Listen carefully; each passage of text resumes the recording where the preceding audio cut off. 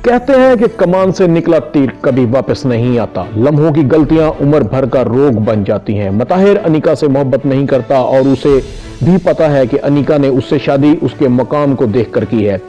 मताहिर अनिका से कहता है कि अनिका तुम आजाद हो, चाहे तो तुम मुझसे तलाक ले सकती हो। अनिका जब मताहिर के मुंह से ये अल्फाज सुनती है तो अनिका के 14 तबक रोशन हो जाते हैं। मताहिर, ये हमारा निकाह क्या था? क्या मैंने ये सब जिल्लत रुसवाई इसलिए बर्दाश्त की थी? तुम्हारे सामने मेरी औकात ये 3 लफ्ज हैं। नहीं मताहिर, ऐसा नहीं हो सकता। मैं तुम्हारी बीवी हूं और मैं अपना जायज हक लेकर तुमसे रहूंगी। मताहिर अनिका को कहता है, अनिका तुमने खुद मुझे मजबूर किया था। रात को तुम मेरे पास आई थी।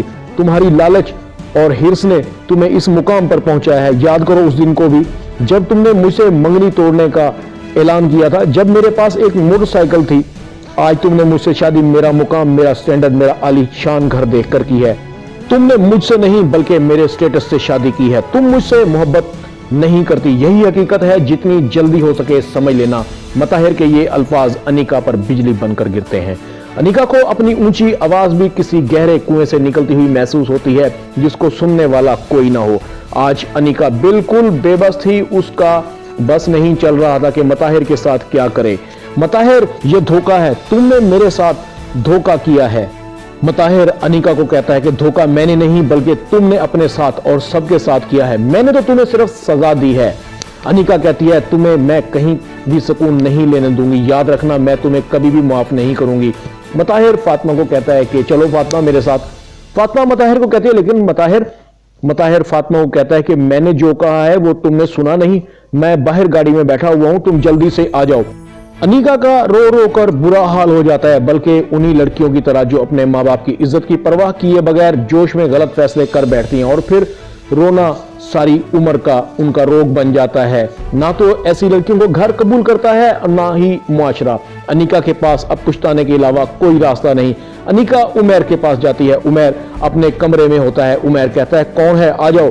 अनिका उमैर के कमरे में दाखिल होती है। उमैर अनिका को देखकर अनिका से मुंह मोड़ लेता है कि अनिका तुम मेरे कमरे में क्यों आई हो? क्या कुछ कमी रह गई थी, वो पूरा करने आई हो? उमैर, मैं तुमसे बहुत शर्मिंदा हूं, प्लीज मुझे माफ कर दो। उमैर अनिका के मुंह से निकले हुए ये अल्फाज सुनकर भड़क जाता है। अनिका, तुम कितनी बेशरम और बेहया लड़की हो, इतना कुछ करके माफी मांगने चली आई हो। तुम मेरे कमरे से निकल जाओ। अनिका कहती है कि उमैर, मैं तुम्हारी दोस्त हूँ। उमैर, बहुत अच्छे दोस्त रह चुके हैं, प्लीज मुझे माफ कर दो। मैं बहक गई थी, मैं भूल गई थी, मुझे पता ही नहीं चला कि मुझसे इतनी बड़ी गलती कैसे हो गई। अनिका की आंखों में आंसू होते हैं। उमैर अनिका को कहता है, प्लीज अनिका यहां से चली जाओ, मैं तुम्हारी शक्ल भी देखना नहीं चाहता। तुमने तो वो किया जो एक दुश्मन भी नहीं करता। तुमने उस बाप को भी नहीं बख्शा जो तुम्हारी खुशी के लिए तुम्हारे मुंह से निकली हुई हर ख्वाहिश को पूरा कर देता था। मैं सोच भी नहीं सकता था कि तुम हद से इतना गिर सकती हो। तुम्हें यहां से चली जाओ, नहीं तो मैं तुम्हें धक्के देकर निकाल दूंगा। अनिका उमैर का हाथ पकड़ना चाहती है। प्लीज उमैर, एक दफा मुझे माफ करके तो देखो।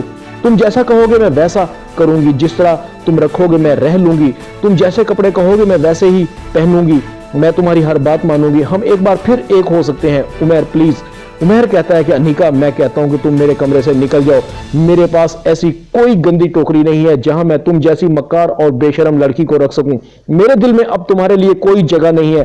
तुम मताहिर की बीवी हो और बेहतर है कि तुम मताहिर के पास चले जाओ। हमारा मजहब किसी गैर महरम लड़की को दूसरे मर्द के साथ बर्दाश्त नहीं करता।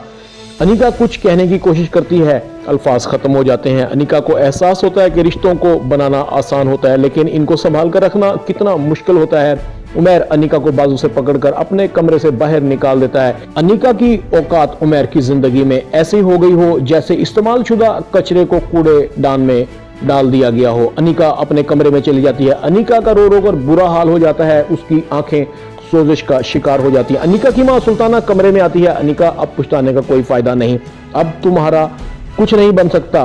तो फिर अम्मी मैं क्या करूं? इस दिन के लिए मैं तुम्हें समझाती थी लेकिन तुम मेरी नहीं सुनती थी। तुमने तो मुझे भी मुश्किल में डाल दिया है। तुम्हें पता है कि मैं इस घर में बेगानों की तरह रह रही हूं, अपनी निगाहें नहीं उठा सकती। तुमने तो मुझे भी जीते जी मार दिया है। और प्लीज अब रोना धोना बंद करो और खाना खा लो। अनिका अपनी माँ को कहती है, अम्मी मुझसे गलती हो गई है, मुझे माफ कर दे। मैं भूल गई थी, भटक गई थी। काश मैं आपकी बात मान लेती। मेरे पास अब तुम्हारे लिए कुछ नहीं है अनिका। बेहतर है कि तुम माफी अपने ताया जान और ताई जान से मांगो, शायद अल्लाह भी तुम्हें माफ कर दे। फास्ट ड्रामा में इतना ही। वीडियो टीवी को सब्सक्राइब कर दें, लाइक कर दें, शेयर कर दें और बेल आइकॉन के बटन को दबाकर ऑल पर क्लिक कर दें। अपना ख्याल रखिएगा। अल्लाह हाफिज।